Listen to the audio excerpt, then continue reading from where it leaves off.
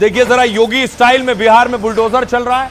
सम्राट चौधरी गृह मंत्री बनने के बाद लगभग 100 से ज्यादा जगहों पर बुलडोजर चल चुका है।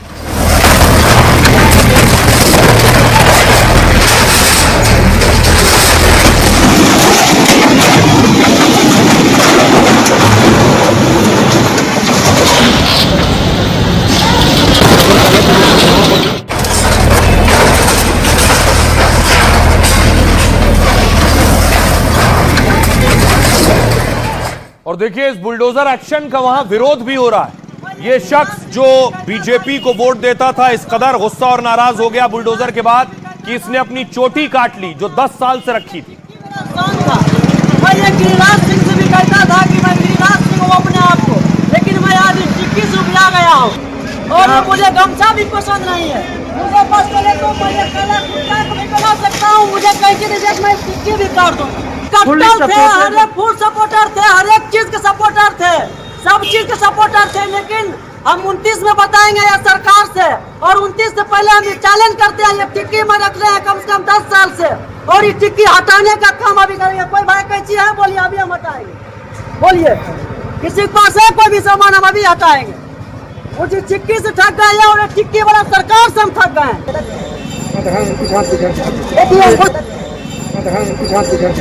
इस शख्स ने जो 10 साल से चोटी रखी थी बुलडोजर एक्शन के बाद अपनी चोटी काट ली है।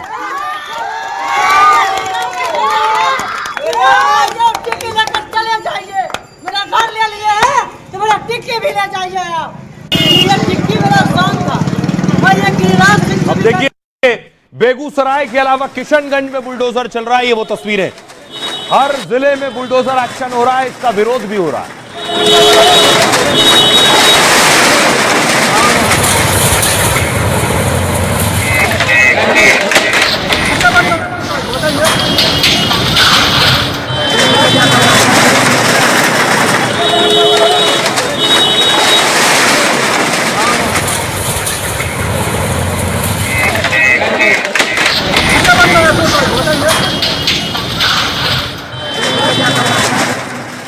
योगी स्टाइल में बुलडोजर तो चल रहा है, लेकिन बिहार में विरोध अलग किस्म का हो रहा है। बुलडोजर चला तो पत्थरबाजी शुरू हो गई, लोगों ने जेसीबी पर पत्थर चलाने शुरू कर दिए।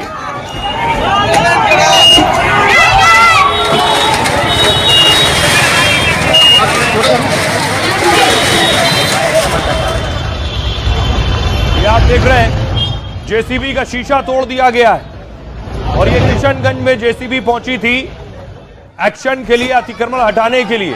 देखिए लोगों ने पत्थरबाजी की।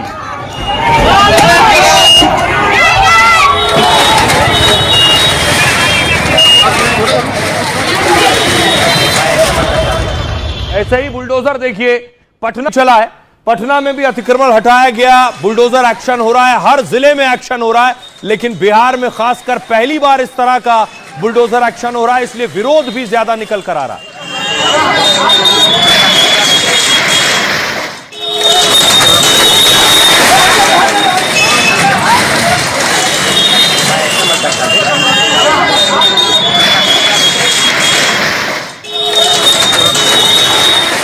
तो देखिए सर्दी के मौसम में बुलडोजर चल रहा है, तो एक शख्स जिसके घर पर बुलडोजर चला उसे सुनिए। बीवी बाल बच्चा क्या करेगा, पोइजन काले, और या तो हम राजभवन में जाकर बाले पूछे पोइजन करके सुझाकर उसका बुलडोजर को जान मार दीजिए, हम लोग का खानदाने उड़ा दीजिए। गरीब का कोई नहीं है सरकार, अमीरों का सरकार है। पैसा वाला पैसा कमा रहा है, कोई कमाते खाते नहीं, जिंदगी नर्क किए हुए। बुलडोजर चलाइए ना भाई, तो परिवार को गोली से उड़ा दीजिए, न रहेंगे न भाई करेंगे। सड़क पर जिए, सड़क पर जीना, सड़क पर मरना। बाबूजी के पुदेना जाता तो हम सड़क पर जीते कि बाबूजी के पुदेना में जीते। तैयारी करिए कि अभी तक बरस नहीं किया, गीला सिकवा, इसलिए गीला सिकवा कि मेरा बीवी बाल बच्चा क्या करे। अब सोचिए बुलडोजर एक्शन जब बिहार में हो रहा है, इस पे अच्छा खासा बवाल देखने को मिल रहा है। ये देखिए सीतामढ़ी की तस्वीर है, यहां भी लोग विरोध करने उतर आए।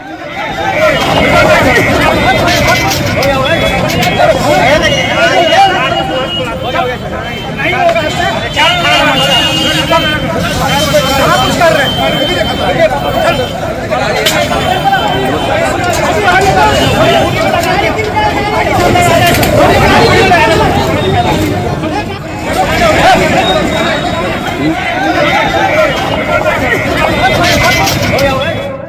सीतामढ़ी के अलावा ये तो बुलडोजर एक्शन की बात थी, लेकिन एनकाउंटर भी हो रहा है। ऑपरेशन लंगड़ा बिहार में शुरू हो गया है। ऑपरेशन लंगड़ा के तहत नामी बदमाश ढेर किया गया है। ये जिसे आप देख रहे हैं, ये फरार था रंगदारी मांगने के मामले में, बैंक कर्मी से रंगदारी मांग रहा था। इसका नाम राकेश कुमार है। राकेश का एनकाउंटर हो गया।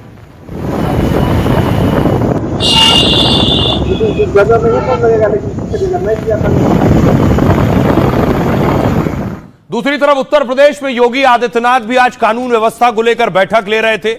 कानून व्यवस्था को लेकर पहले कई ऑर्डर जारी कर चुके हैं, चाहे वो घुसपैठियों को लेकर हो। पुलिस उसके बाद से लगातार ड्राइव चला रही है।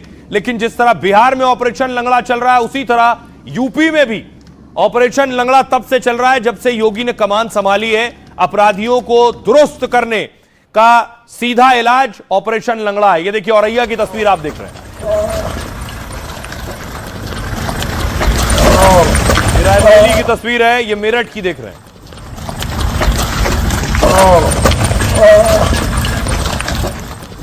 माफिया अगर सिर उठाने का दुस्साहस करेगा तो उसको मिट्टी में मिलाने का काम भी सरकार करेगी। इन माफियाओं की उत्तर प्रदेश की धरती से जहन्नुम के रास्ते उनके खोल दिए हैं। उत्तर प्रदेश का बुलडोजर थमने वाला नहीं है। अब तो बिहार भी माफिया के खिलाफ यही कार्रवाई करेगा।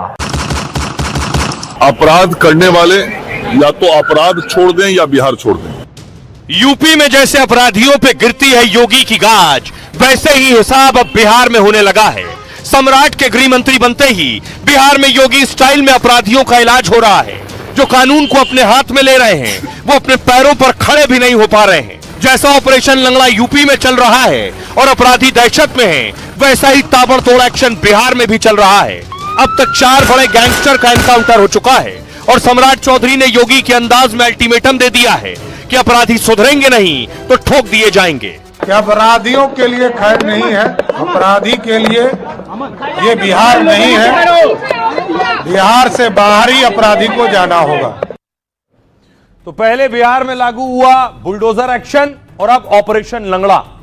देखिए जरा, यूपी की तरह बिहार में भी पुलिस ने ऑपरेशन लंगड़ा लागू कर दिया है। बिहार पुलिस अपराधी माफियाओं पर ताबड़तोड़ एनकाउंटर कर रही है। पटना में पुलिस ने दौड़ा कर नामी अपराधी को पकड़ा और ढेर कर दिया। नामी बदमाश राकेश कई दिनों से एक बैंक कर्मचारी को परेशान कर रहा था। वो पटना के बैंक कर्मी से 10 लाख रुपए की रंगदारी मांग रहा था। बैंक कर्मी ने शिकायत दर्ज कराई तो पुलिस अपराधी की तलाश में जुट गई। तभी बैंक कर्मी को डराने की नियत से बदमाश राकेश फायरिंग करने पहुंचा था। पुलिस ने उसे चारों तरफ से घेर लिया और सरेंडर करने को कहा, लेकिन अपराधी राकेश सरेंडर करने के बजाय फायरिंग कर भागने लगा। पुलिस की जवाबी कार्रवाई में बदमाश राकेश कुमार के पैर में गोली लगी। फिलहाल जख्मी बदमाश को इलाज के लिए पटना एम्स में भर्ती किया गया है और बदमाश राकेश पर रंगदारी, फिरौती, वसूली और लूट के कई केस दर्ज हैं। और बिहार पुलिस को लंबे वक्त से बदमाश राकेश की तलाश थी। बदमाश के पास से देसी कट्टा, जिंदा कारतूस, मोबाइल और सिम भी बरामद हुआ है। राकेश के कुछ साथी भी बैंक कर्मचारी से रंगदारी मांगने और धमकाने में शामिल हैं। बिहार पुलिस उनकी तलाश कर कड़े एक्शन की तैयारी में है। सम्राट के गृह मंत्री बनने के बाद बिहार में चौथा बड़ा एनकाउंटर है। सुनिए जरा पटना के एसएसपी क्या कह रहे हैं और सियासतदान क्या कह रहे हैं। जानकारी मिली और एसटीएफ का सहयोग लिया गया और उनके सहयोग से एक व्यक्ति रंजन को पकड़ा गया और उसकी निशानदेही पे पता चला कि जो दूसरा व्यक्ति है जो गोली चलाने और धमकी देने वाली बात में आया था, वो यहाँ फिर से आया हुआ है घटनास्थल के पास में और वो डराने के लिए, फायरिंग करने की घटना के लिए आया हुआ है। वो जब पुलिस को देखा तो वो डर गया और भागने लगा। भागने के क्रम में पुलिस से फायरिंग किया। पुलिस के द्वारा उसको रोका गया, बताया गया कि पुलिस है और एक हवाई फायरिंग भी की गई, लेकिन वो माना नहीं और फिर से फायरिंग किया। उसके बाद पुलिस को आत्मरक्षा में फायरिंग करना पड़ा, जो उसके पैर में गोली लगी है। कोई भी अपराधी अपराध करके बच नहीं सकता। जो भी कानूनी कार्रवाई है वो कानूनी कार्रवाई की जाएगी। अपराध करने वाले या तो अपराध छोड़ दें या बिहार छोड़ दें, नहीं तो पुलिस कानून के तहत जो कार्रवाई करनी है वो करेगी और वो कार्रवाइयां हो रही हैं। एनकाउंटर की जरूरत पड़ेगा, बुलडोजर की जरूरत पड़ेगा या संपत्ति जब्त करने की जरूरत पड़ेगा। खुला छूट प्रशासन को है। जिस स्थिति से निपटना चाहे, अपराधी जिस भाषा को समझे उस भाषा में समझाने के लिए खुला छूट। अपराध किए हो, सरेंडर करो, जेल जाओ। अगर जेल नहीं जाओगे और हठधर्मिता करोगे, पुलिस पर हमला करोगे, तो निश्चित रूप से गोली का सामना करना पड़ेगा। बट एब्सोल्यूट पावर है, जनता के हितों की रक्षा के लिए सरकार है, तो सरकार रक्षा करने में सक्षम क्यों नहीं है? यह बहुत बड़ा सवाल है और जनता सवाल पूछ रहा, हम लोग सवाल पूछ रहे। बड़ी बात यह है कि बिहार में योगी वाला इलाज हो रहा है। जैसे योगी ने कानून व्यवस्था को संभाला है, वो वाला स्टाइल अपनाया जा रहा है। इससे अपराधी पर लगाम लगती है और अपराधियों में खौफ पैदा होता है। योगी आदित्यनाथ अभी भी, क्योंकि यूपी बड़ा प्रदेश है, सबसे ज्यादा जनसंख्या वाला प्रदेश, तो योगी अभी भी लॉ एंड ऑर्डर सिचुएशन पर लगातार एक्शन मोड में रहते हैं।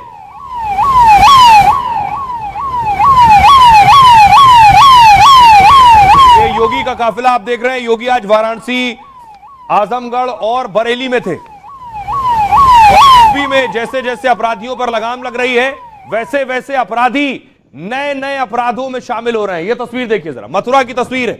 मेड़ मेड़ जो पुलिस आपको जाते नजर आ रही है, अपराधी खोज रही है। ये मथुरा की तस्वीर है, देखिए। गांव की तस्वीर आप देख रहे हैं, पुलिस गांव में चली जा रही है, अंदर मेड़ मेड़ अंदर जा रही है, खेतों के बीच से जा रही है। ये अपराधी खोज रही है, क्योंकि अपराधी अपने अपराध करने का तरीका बदल लेते हैं। जैसे पहले लूट हुआ करती थी, अब साइबर लूट शुरू कर दी है। यूपी में कैसे साइबर लूट हो रही है, जिस पर ऑपरेशन करने जा रही है योगी की पुलिस, ये देखिए जरा। मैं आपको बताऊं, ये जो आप देख रहे हैं, इस तरह से लूट हो रही थी। Welcome to mini Jamtara. Jamtara का नाम अगर आपने सुना हो, यही हो रहा था यूपी में। झारखंड का जामताड़ा साइबर जालसाजों के लिए कुख्यात है। यूपी में मथुरा का एक गांव भी साइबर ठगों का अड्डा बन गया। इसलिए मथुरा के देवसिरस गांव के लोग मिनी जामताड़ा कहते हैं इसे। यहां के ठग पलक झपकते ही लोगों का बैंक अकाउंट खाली कर देते हैं, और जब तक पुलिस को सूचना मिलती है, साइबर जालसाज फरार भी हो जाते हैं। ऐसे साइबर अपराधियों के खिलाफ योगी की पुलिस ने बड़ा ऑपरेशन शुरू किया। सोचिए, इसमें 4 सीओ, 12 इंस्पेक्टर, 300 पुलिस वालों की टीम इस ऑपरेशन में लगी। मिनी जामताड़ा समेत 4 गांवों की भारी पुलिस फोर्स ने इनकी घेराबंदी की। सुबह लोगों की आंख खुल पाती, उससे पहले ही पुलिस दरवाजे पर थी। पुलिस ने गांव के अंदर आने और बाहर जाने के सारे रास्ते पहले सील किए। इससे संदिग्धों को बचने या भागने का कोई मौका नहीं मिला। पुलिस घंटों तक घरों, खेतों, संदिग्ध ठिकानों की तलाशी लेती रही, और बड़ी संख्या में आपत्तिजनक सामग्री, संदिग्ध मोबाइल और डिजिटल उपकरण मिले। पुलिस की टीम ने 42 संदिग्ध लोगों को हिरासत में लिया है, और साइबर सेल की टीम बरामद मोबाइल और दस्तावेजों का विश्लेषण कर रही है। जिनका नाम या मोबाइल नंबर किसी फ्रॉड ट्रांजैक्शन से जुड़ा पाया जाएगा, उन पर कड़ा एक्शन होगा और मिनी जामताड़ा का ठगी नेटवर्क खत्म किया जाएगा। सुनिए जरा मथुरा के एसपी क्या कह रहे हैं इस पर। चारों गांवों को सभी तरफ से आने जाने वाले रास्तों को घेर कर आज यहाँ पर सर्च का ऑपरेशन किया गया है, जिसमें काफी आपत्तिजनक इनके पास से बरामद हुई हैं वस्तुएं। कुछ मोबाइल फोन सस्पेक्टेड प्राप्त हुए हैं। लगभग 42 लोगों को जो संदिग्ध थे उनको अभी हिरासत में लिया गया है। इनको अलग अलग टीमें अभी पूछताछ कर रही हैं। साइबर की टीम भी देख रही है, जो डाटाबेस है उसमें से कितना मैच कर रहा है। इसमें जो भी दोषी पाए जाएंगे उनके विरुद्ध बहुत ही कठोर कार्रवाई की जाएगी। और सिर्फ इतना नहीं, पुलिस की बड़ी जिम्मेदारी यूपी में यह भी है कि सिर्फ अपराधी को पकड़ना नहीं है, उसके बाद बड़ा चैलेंज और चुनौती है उन्हें सजा भी दिलानी है। इसकी एक नजीर आज सामने आई। तस्वीर आप देख रहे हैं, बहराइच में हिंसा हुई थी पिछले साल जब विसर्जन यात्रा निकल रही थी। इस बीच इस शख्स ने यह झंडा उतारकर दूसरा झंडा फहराया था, जिसके बाद इसकी गोली मारकर हत्या कर दी गई थी।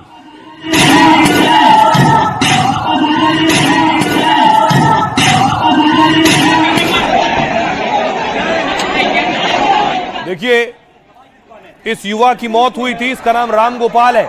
उसके बाद बहराइच में हिंसा हुई थी, पत्थरबाजी हुई।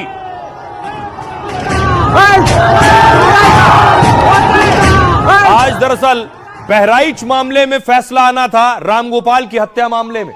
बहराइच में सुबह से पुलिस बढ़ा दी गई थी और चप्पे चप्पे पर फ्लैग मार्च और पेट्रोलिंग हो रही थी।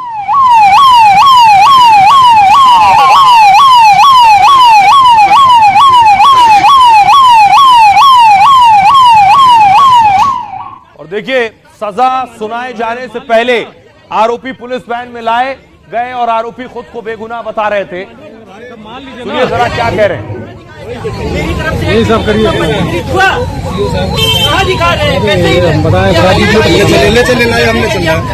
अधिकारी में चल रहा है। चलिए आप चलिए कैसे कह दिया हमने किया है? बोलिए। अरे भाई दिखाया गया आपने कैसे कह दिया? हमने पछतावा किया है। हमने जब कुछ किया ही नहीं तो पछतावा कहाँ से? सीसीटीवी में तो गया मेरी दुकान। तो आरोपी कह रहे थे उन्होंने कुछ किया नहीं, तो उन्हें पछतावा किस चीज का होगा? पत्रकार पूछ रहे थे आपको अपने किए पर पछतावा है। तो देखिए जरा दो तस्वीरें मैं आपको दिखा रहा हूं। एक तस्वीर मैं आपको दिखा रहा हूं, यह है रामगोपाल जिनकी हत्या की गई थी, और यह है सरफराज जिसको खिलाफ फैसला सुनाया गया और सजाए मौत सुनाई है कोर्ट ने। जरा यूपी के बहराइच में विसर्जन यात्रा के दंगे पर यह बड़ा फैसला आया है। हत्या के आरोपी सरफराज को कोर्ट ने फांसी की सजा सुनाई, जबकि 9 दूसरे दोषियों को अदालत ने उम्र कैद की सजा सुनाई। बहराइच में अक्टूबर 2024 में दुर्गा प्रतिमा विसर्जन के जुलूस में हिंसा हुई। जुलूस के दौरान डीजे पर बजते गानों को लेकर विवाद शुरू हुआ और इसी विवाद में हुई फायरिंग का शिकार 22 साल के रामगोपाल हुए। रामगोपाल मिश्रा को गोली लगी और मौके पर ही मौत हो गई। इस हत्याकांड से बहराइच से लखनऊ तक भारी हंगामा और बवाल हुआ। मृतक की पत्नी ने सीएम योगी से आरोपियों को फांसी देने की मांग की थी और योगी ने भी कड़ी कार्रवाई और इंसाफ का भरोसा दिया था। योगी और उनकी पुलिस ने आरोपियों के खिलाफ सारे सबूत जमा किए।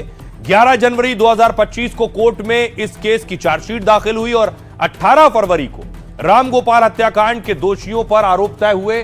12 गवाहों की गवाही के बाद 21 नवंबर को फैसला सुरक्षित रखा गया। 14 महीने के अंदर ट्रायल भी पूरा हुआ और फैसला भी आ गया है और कोर्ट ने फांसी की सजा सरफराज को सुनाइए। सुनिए जरा अब पीड़ित क्या कह रहे हैं इस पे। आज हमारे पति हमारे बीच में नहीं है, लेकिन जहाँ भी होंगे देख रहे होंगे, उनको भी बहुत सुकून मिल रहा होगा कि 10 में से किसी को तो सजा मिली, किसी को तो फांसी हुई और तो 9 लोगों को तो जीवन कारावास हुई है, जेल में ही सड़ेंगे। बहुत खुश हैं, कम से कम उसको तो फांसी हुई, क्योंकि मेन वही था, उसी ने मेरे पति को मारा था। जो भी हमने गुहार लगाई थी योगी बाबा से, उन्होंने पूरी कर दी। तो देखिए एक तरफ अपराध पर लगाम लगाना भी जिम्मेदारी है, दूसरी तरफ उत्तर प्रदेश में कोई अपराध करके निकल ना जाए यह भी देखना है। यह तस्वीर आप देख रहे हैं, योगी आदित्यनाथ गोरखपुर में थे जहां जनता दर्शन हो रहा था, जनता दरबार लगा था और लोगों की समस्याएं सुन रहे थे योगी।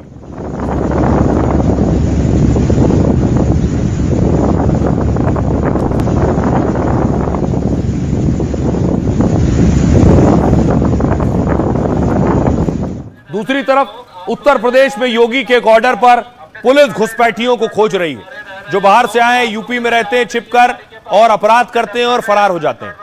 चेक करा दीजिए, घबराने की जरूरत नहीं है। एक बार आके यहाँ अपने दस्तावेज चेक करा दीजिए। अरे रह रहे हैं लोग, आप लोग जरा यहाँ आ जाइए गाड़ी के पास, अपने दस्तावेज आधार कार्ड वगैरह लेके चेक करा दीजिए। घबराने की जरूरत नहीं है, एक बार आके यहाँ अपने दस्तावेज चेक करा दीजिए। और अब देखिए इसी तरह की सर्च ऑपरेशन उत्तर प्रदेश के दूसरे जिलों में हो रहे हैं। ये मऊ की तस्वीर और अलीगढ़ की तस्वीरें मैं आपको दिखा रहा हूं।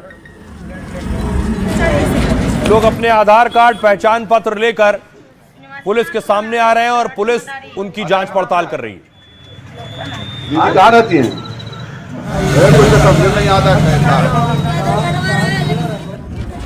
और इसीलिए देखिए जरा अलग अलग राज्यों में SIR हो रही है, घुसपैठियों की पहचान हो रही है और राज्यों के सीएम आमने सामने हैं। गृह मंत्री भी निशाने पर हैं। गृह मंत्री ने कल क्या कहा, उस पर आज ममता बनर्जी क्या कह रही है, देखिए जरा। गृह मंत्री ने कल कहा घुसपैठियों को लेकर यूपी के सीएम और अमित शाह काफी सख्त हैं। शाह ने कहा देश में एक भी घुसपैठिए को हम रहने नहीं देंगे, हमारी पॉलिसी बिल्कुल साफ है, डिटेक्ट, डिलीट और डिपोर्ट। नाम लिए बिना शाह ने ममता बनर्जी पर निशाना साधा। कहा टीएमसी के लोग आप भी घुसपैठियों को बचाओगे तो बिहार में तो साफ हो गया कि अब बंगाल में भी हार जाओगे अगर घुसपैठियों को बचाया। देश में घुसपैठिए तय नहीं करेंगे कि कौन पीएम और सीएम बनेगा। बांग्लादेशी और रोहिंग्या घुसपैठियों पर योगी ने भी कड़ा प्लान बनाया है। सोचिए यूपी के 17 से ज्यादा शहरों में घुसपैठियों के खिलाफ ऑपरेशन चल रहा है। कानपुर, वाराणसी, आगरा समेत 17 नगर निगम में डिटेंशन सेंटर बन गए। गोरखपुर में तो घुसपैठियों के लिए हाईटेक डिटेंशन सेंटर बन गया है। एसआईआर और घुसपैठियों के मुद्दे पर सरकार को सीधी चुनौती दे रही है ममता। एक रैली में ममता ने गृह मंत्री अमित शाह पर विवादित बयान भी दिया। ममता ने कहा, गृह मंत्री खतरनाक हैं, शाह की आंखों में दहशत है, उनकी एक आंख में दुर्योधन तो दूसरी आंख में दुशासन दिखाई देगा। एसआईआर के नाम पर ये लोग मां बहनों के अधिकार छीन लेंगे। वो चुनाव के दौरान यहां दिल्ली से भी पुलिस बुलाएंगे। महिलाओं, आपके नाम काटे गए तो आपके पास किचन के बर्तन हैं, इनसे लड़िए, मगर अपने नाम को लिस्ट से कटने मत देना। महिलाएं आगे आकर लड़ेंगी, पुरुष इनके पीछे रहेंगे, ये ममता बनर्जी ने कहा। सुनिए जरा क्या कह रहे हैं गृह मंत्री और ममता बनर्जी। আমি এখনো ফর্ম ফিলআপ করিনি। मैं कोई एसआईआर फॉर्म नहीं भरने वाली। क्या मैं देश की नागरिक नहीं हूँ? मैं 3 बार केंद्र में मंत्री रही, 7 बार सांसद चुनी गई, बंगाल के लोगों के आशीर्वाद से 3 बार से बंगाल की सीएम हूँ। आम नागरिकता के बहाने मेरा अपमान करते हैं। क्या मैं यहाँ की नागरिक नहीं हूँ? कोई भी देश का लोकतंत्र सुरक्षित रह सकता है जब देश का प्रधानमंत्री और राज्य का मुख्यमंत्री कौन हो वो घुसपैठ ये तय करेंगे कि इस देश की संसद को चुनने के लिए, राज्य की विधानसभा को चुनने के लिए विदेशी को वोट देने का अधिकार देना है या नहीं देना है। और मेरा मत है, मेरा विनम्र मत है मान्यवर, कि ये नहीं देना चाहिए।